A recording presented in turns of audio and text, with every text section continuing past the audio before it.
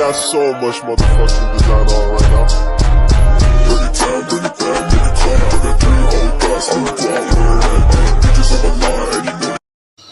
Halo, perkenalkan nama saya Desi Anggraini. Aku Nadia Puspita Dewi. Usia Cecilia. Umi Farihatun Nadiro. Dengan NIM 11 323 102. Dengan NIM 11 302 308. Dengan NIM 11 300 231 32. NIM 11 323 090. Dengan NIM 11 300 23 055. Yang pertama ada biomekanika. Jadi, biomekanika adalah ilmu yang mempelajari gerakan pada manusia, menjelaskan gerakan pada bermacam-macam bagian tubuh manusia, dan gaya yang bekerja pada bagian tubuh pada aktivitas sehari-hari.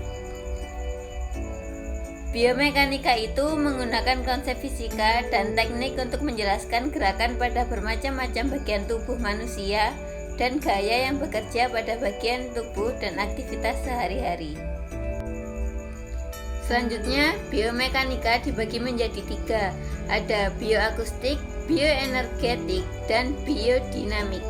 Yang pertama ada bioakustik.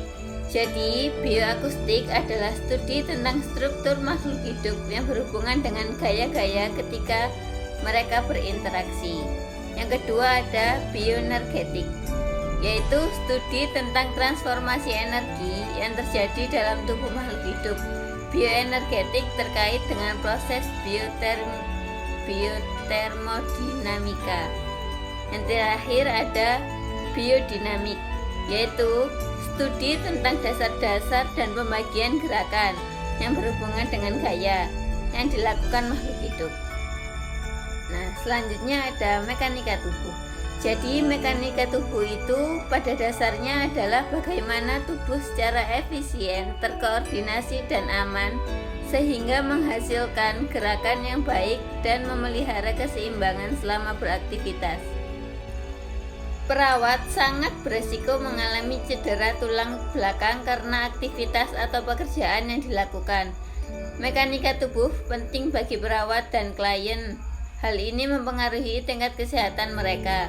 Mekanika tubuh yang benar diperlukan untuk mendukung kesehatan dan mencegah kecacatan. Prinsip mekanika tubuh. Prinsip mekanika tubuh dibagi menjadi 5. Yang pertama ada gravitasi, yaitu memandang gravitasi sebagai sumbu dalam pergerakan tubuh. Yang kedua ada keseimbangan, di mana mempertahankan posisi garis gravitasi di antara pusat gravitasi dan dasar tumpuan. Yang ketiga ada mengangkat, yaitu menggunakan otot besar dari kulit. Contohnya mengangkat benda-benda berat.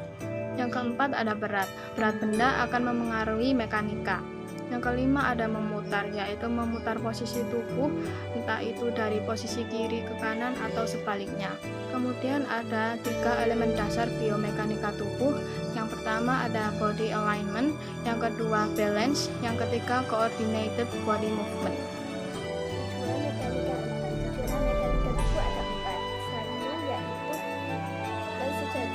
Meningkatkan keseimbangan tubuh. 2 yaitu menghemat energi. 3 yaitu mencegah cedera fisik terhadap pemberi asuhan dan klien. 4 yaitu memudahkan koordinasi dan penggunaan otot yang efisien ketika memindahkan. Dampak biomekanika tubuh yaitu penggunaan mekanika tubuh secara benar dapat mengurangi pengeluaran energi secara berlebihan, terjadi ketegangan sehingga memudahkan timbulnya kelelahan dan gangguan dalam sistem muskuloskeletal. Risiko terjadinya kecelakaan pada sistem muskuloskeletal apabila seseorang salah dalam berjongkok dan berdiri, maka akan memudahkan terjadinya gangguan dalam struktur muskuloskeletal, misalnya kelainan pada tulang vertebrae. Posisi biomekanika tubuh. 1. Posisi Fowler, yaitu posisi kepala dan dada pasien lebih tinggi daripada posisi pinggul dan kaki. kedua, posisi semi-fowler, yaitu posisi berbaring klien dalam posisi setengah duduk 30-45 derajat. 3. Posisi dorsal, yaitu posisi menekuk lutut dan melebarkan kedua kaki. Kemudian yang keempat, posisi Trendelenburg, yaitu posisi menempatkan pasien di tempat tidur dengan bagian kepala lebih rendah dari bagian kaki. Yang kelima yaitu posisi pronasi, yaitu posisi tengkurap. Yang keenam yaitu posisi laternal, yaitu posisi klien berbaring pada salah satu sisi pada bagian tubuh dengan kepala menoleh ke samping. Kemudian ketujuh, posisi Sims, yaitu klien berbaring pada pertengahan antara posisi lateral dan posisi pronasi.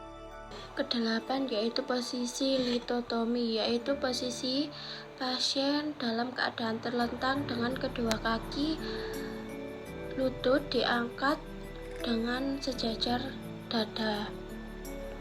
Kemudian yang terakhir kesembilan yaitu posisi orthopneis, yaitu posisi klien duduk di atas tempat tidur dengan badan sedikit melengkup di atas meja atau kasur disertai bantuan dua buah batu. Selanjutnya ialah tentang contoh teknologi biomekanika. Yang pertama ialah mikroskop, yaitu alat laboratorium yang digunakan untuk mengamati benda yang sangat kecil dan benda yang tidak tampak oleh indera penglihatan secara langsung. Ukuran bayangan atau gambar yang dihasilkan oleh mikroskop dapat mencapai jutaan kali ukuran benda aslinya. Alat ini menggunakan lensa untuk memperbesar objek melalui perbesaran sudut saja, memberikan pemirsa gambar virtual yang diperbesar tegak. Jenis mikroskop pada umumnya dibagi menjadi dua tipe.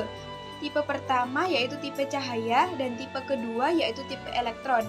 Dan contoh yang kedua ialah EKG.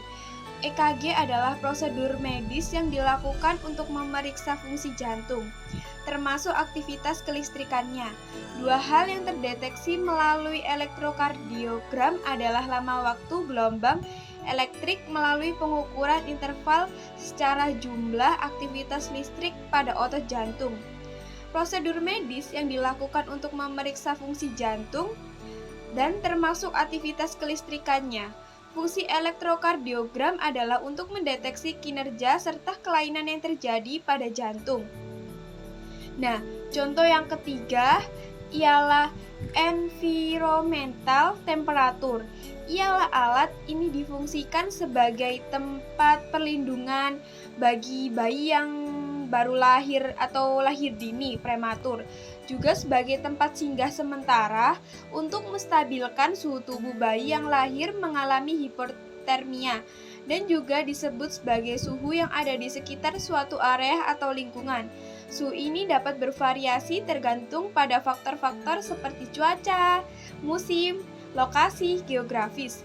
Demikian penjelasan dari kelompok 1 tentang penerapan biomekanika pada sistem gerak tubuh burung dara burung cendrawasih. Bisa dicari dulu di Papua. Cukup sekian dan terima kasih. Semoga bermanfaat untuk kita semua.